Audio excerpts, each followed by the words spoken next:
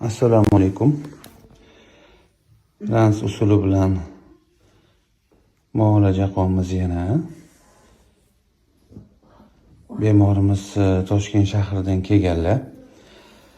Tashqi ishlari stenoz позвоночного kanali, spondiloartrozlari bor, grijalari bor, listez bor. Umurtqa pog'onalarida. Hozir 5 kun yotib davolandilar. Oxirgi protseduralari. Orqalari mana anchagina zararlangan.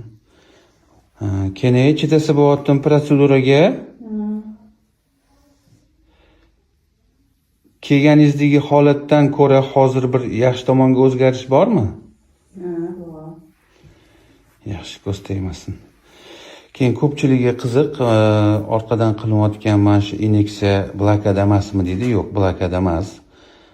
Bu shprits ichida fizrastvor 9% va для inyeksiya keyin ozgina miqdorda sterillangan gadyogan zahri bo'ladi.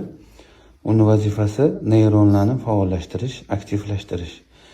Neyroplastiklik tiklangandan keyin tanadagi muammoni miyani o'zi bartaraf qiladi inshaalloh, Allohning inoyati bilan. Juda yaxshi protsedura, effekti juda zo'r. Muolaja biroz og'riqli, chidasa bo'ladigan darajada. Ammo effekti juda yaxshi. Keyin bizdan rozimisiz? Ha, Alloh shifo bersin, yaxshi bo'lib keting.